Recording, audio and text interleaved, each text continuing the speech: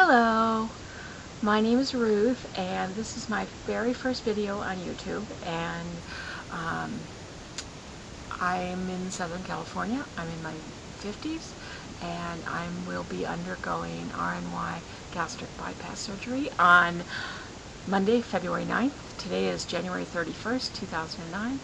Um, when I was thinking about surgery, after I was thinking about surgery, I decided to go to YouTube and see if there is anything on YouTube, because there's so many interesting subjects on YouTube. Why wouldn't there be something maybe on gastric bypass? And I was shocked and surprised and pleased that all of you are out there, and who knew? But now I know, and I've spent hours and hours and hours reviewing your videos, and I have shared your successes and your sorrows and your stalls, and I've learned so much more than anything else I've learned from YouTube. And so now I thought that since it was my time, my journey, that it's time for me to kind of give back and start a video log as well. I don't know who for, posterity, I suppose. Anyway, so I'm going to be part of you guys really soon. I'm really excited. A little about my journey. I've been overweight all of my life. Well, not all of my life. I was 6 pounds 4 ounces when I was born, but probably from the time I could feed myself, so probably 6, 7. I have been on every diet imaginable and unimaginable, and I started thinking about weight loss surgery about 10 years ago.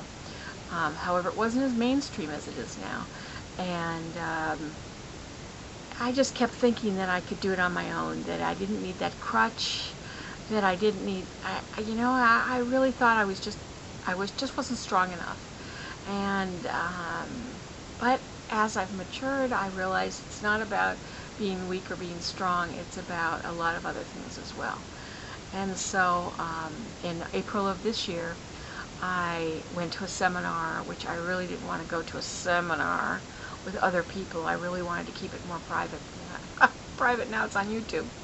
Anyway, I didn't want to go because, after all, what happened if there was someone there I knew, or that knew me, and they would know I was fat? But I asked my business partner to go with me, and she went with me.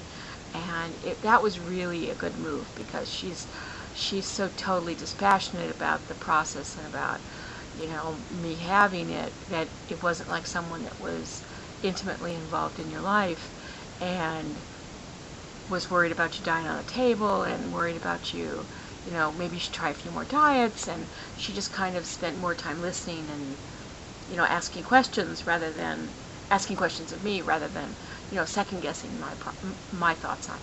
So she knew it was important to me if I would actually get up the nerve to go. So she was very supportive. Anyway, so that was in April of 2008, and I kind of sat back and thought about it some more. And then all of a sudden, one day in August, I thought, this is it. I've had it. I've had enough already. And I called the doctor's office up, and it was really cool what they did. They gave you this folder, and inside the folder, along with all the information, and actually the seminar was in the lap band, and initially that's what I thought I wanted to have. They gave you all these 3x5 cards, which were prescriptions for all the the pre-op tests. So, like, there was a prescription for a therapist to have that checked off, and there was a prescription for a sonogram, a bariatric part of it, and I don't know, just a whole bunch of cards that you had to go and see all these different people, and a sonogram, and then you had to have a bariatric swallow, which lovely thing. And but you know what? You can get through it. It's not the worst thing in the world. It's doable. I have yet to experience the worst thing I've ever had, but we'll see. Anyway, so I was through with all my tests, my pre-op tests, by September. That went really quickly, that process, because I was so determined by that point that process went really quickly. And then I went in and talked to one of the doctors, and they actually recommended I reconsider having the lap band, because of my age. I'm in my 50s, and they felt like with a person like me who's had bad habits and have been overweight virtually all of my life, that with the lap band you can kind of fool the lap band. And believe me, that would be me.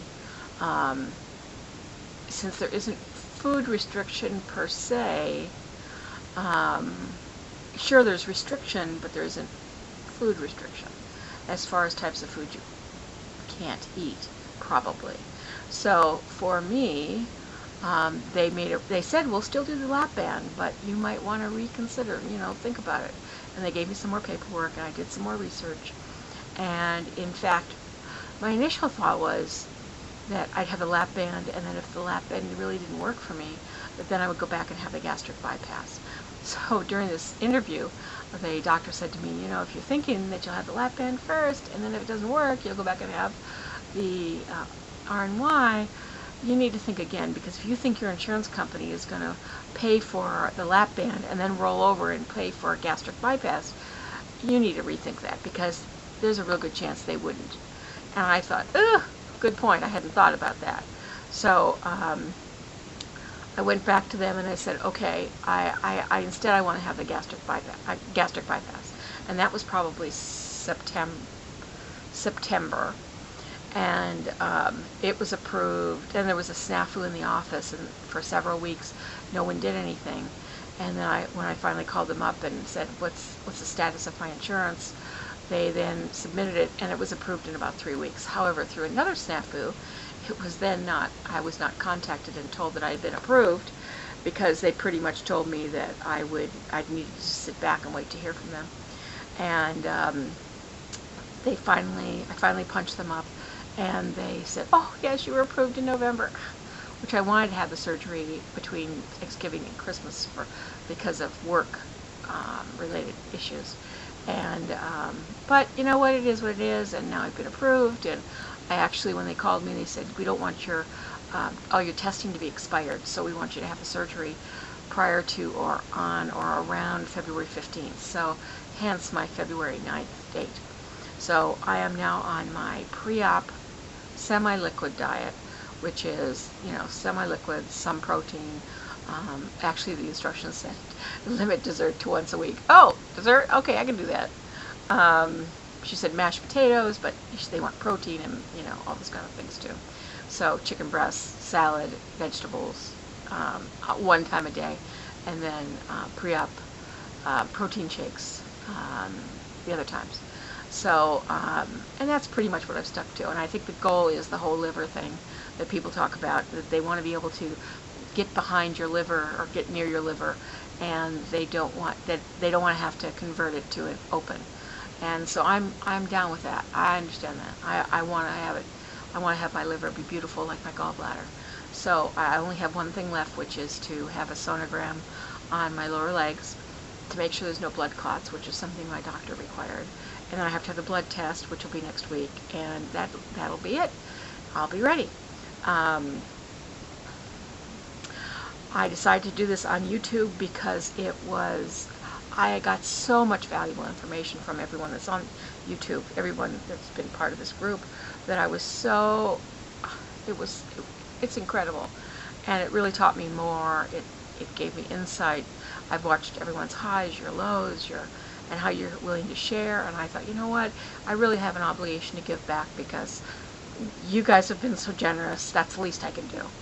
And so hopefully I will be on the loser's bench here in 10 days. 10 days from now I should be out of surgery, and looking forward to my journey, and welcome to it. So hi, I'm going to be part of the loser's bench with you too really soon. Thank you. Bye.